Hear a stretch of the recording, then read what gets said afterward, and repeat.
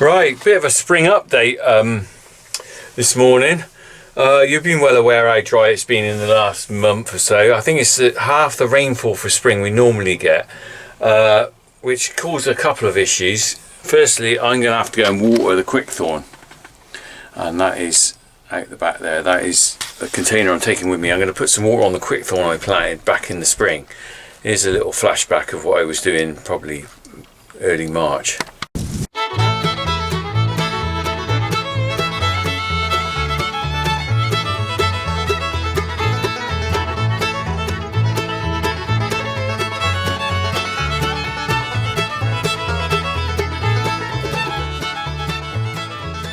Right, that was early March, and I messed up a little bit. Not a great time to plant quickthorn because of this reason, because of the risk of a dry spring. Should really plant in October, but time caught me out. Anyway, we're going to go and water those. The other thing I'm looking at is the amount of grass we got and whether there's enough grass for silage. We're going to have a quick look at the grassland fields, and I'll talk about what's happening with that when we get along there. But let me just fill this container up first. We've got a bit of time to do that. Just feed this in here. A bit of water in here already. There's that on there. Ooh. Well, this is the same container as I was using for the water for the concrete mixing. And it's blooming handy actually. I think they're called IBCs. And it holds quite a fair amount of water, 1,000 litres I think. And it is actually a really good way of transporting water around the farm for little jobs like cement mixing. Occasionally I've fed some cattle with it with a trough that was in a field with no water. Yeah, today we're going to go along. So I'm not going to fill it right up. It doesn't need to be full to the brim. But I'm just going to put maybe half full it so that we can get some water on the plants.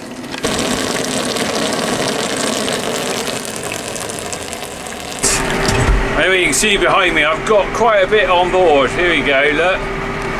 Just over half of that, I think, probably about 600 litres. I'm hoping that's enough for me to splash around some of the quickthorn. Realistically, I can't get to some of the hedgerows I planted because they're right where the blooming mowing grass is, which is annoying. I'm not going to drive over the mowing grass. I think, unfortunately, I'm going to have to accept that I'm going to take some losses this spring on the quickthorn planting, and then I'll just have to accept I've got to buy some new stuff in the spring. We'll see. Depends what the weather does this summer, really. Right, I'm in the field now.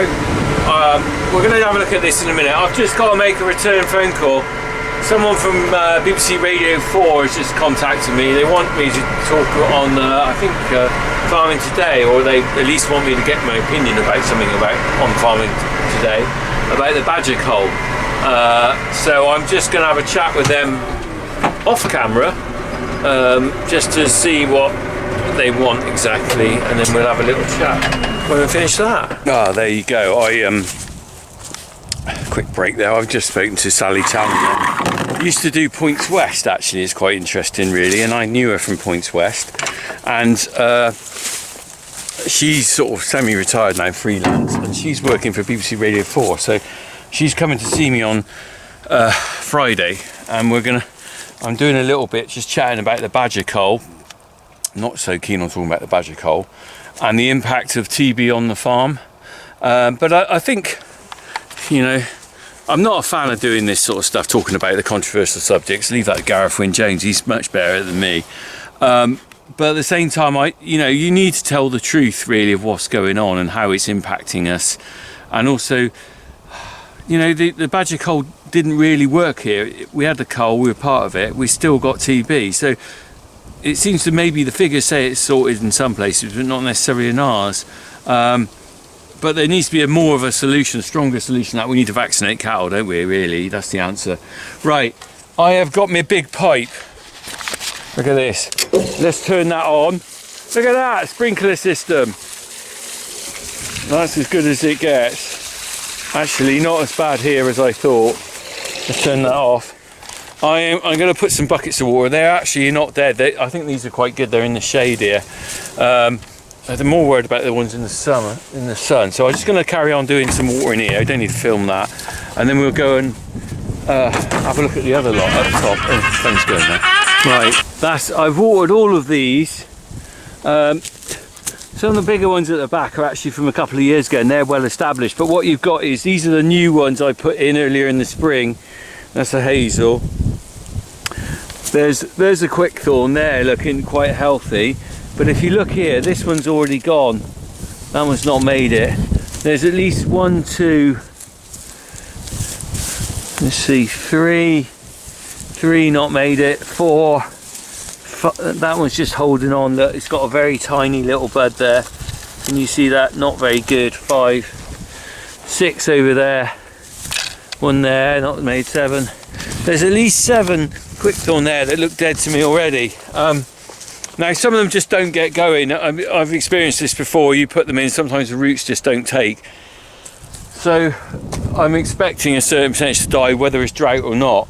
But you've got to help them, haven't you? So I'm going to go around the field. We might have a little look at the end, but I'm going to go on and do the rest of them. Ooh, sliding off a new armrest there. Right, and then like I said, we'll have a look at the grass situation, because I think we're going to be silage making next week. We're going to be early because the grass has really come on to the stage where it's going to seed, even though we haven't had the rain.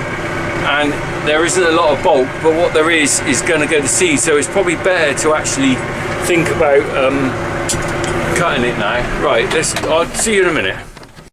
Right, I've done my best on these. This isn't such a good result here. So as you can well see, this bit is in the direct sunlight, and I think I've got here too late. There's quite a few dead ones in here. I'm looking up here. So what we got is definitely dead. Definitely dead. Look at that. That's not going to grow. And then we've got some that are just holding on, that like before, little green shoots, but not very good. They're a bit stunted. There. Some of them are looking all right, but there's definite patch in the middle here. And the trouble is, this ground's very stony. Look, I mean, this one here, that's looking nice and green and healthy, and those are up there, a bit more in the shade and perhaps on better soil. It's very stony in this hedgerow, which is probably why there was no hedge in here in the first place. And it is frustrating for me, partly my fault. I can't blame anyone else. Should have been out here watering earlier. Didn't think it was going to go on for so long.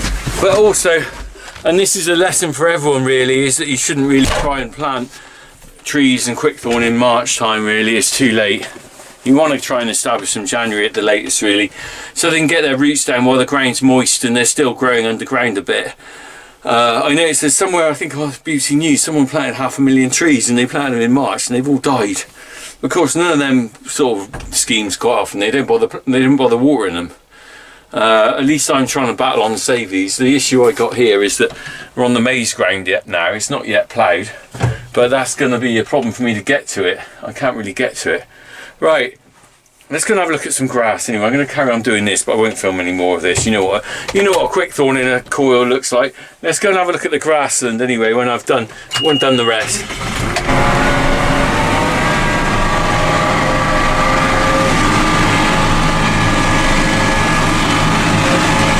As I drove by, I grabbed a bit of the footage of the neighbours doing their silage making. Everyone's going mental this month.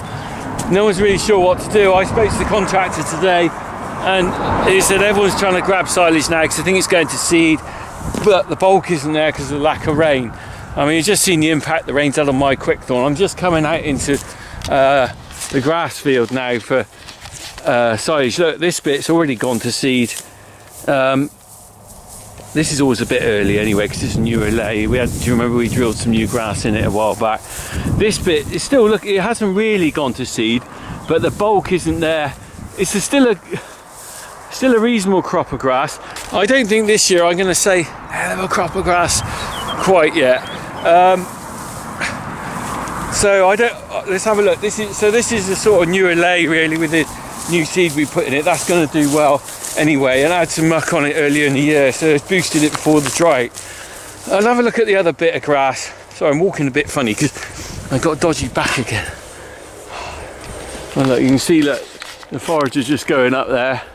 That's our neighbour Grays over there. Look, they're doing the self-propelled. Not many people do those these days, I guess. And if you look across here in the next field, they're raking.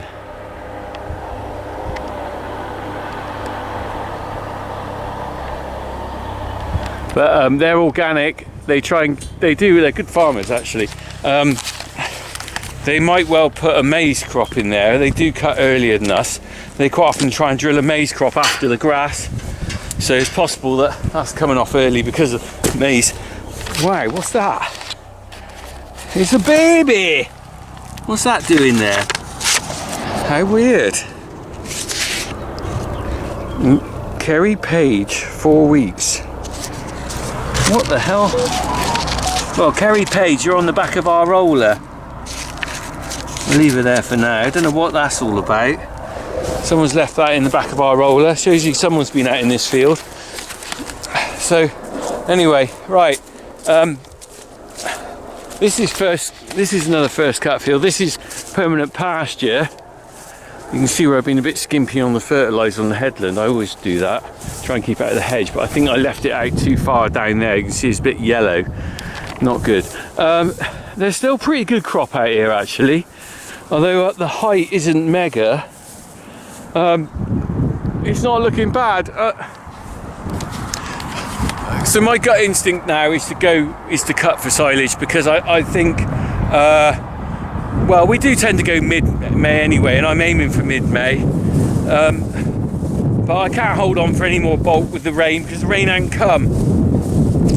I would have thought we'll be down quite a bit in the clamp. It's interesting, we've still got half a bay left, but also we cut very late last year at the end of May, so the comparison isn't really fair. So we're going to be down anyway, because we'll probably cut in 2 weeks earlier than last year. But a lack of rain's an issue. I was speaking to the guy over there, the organic guy.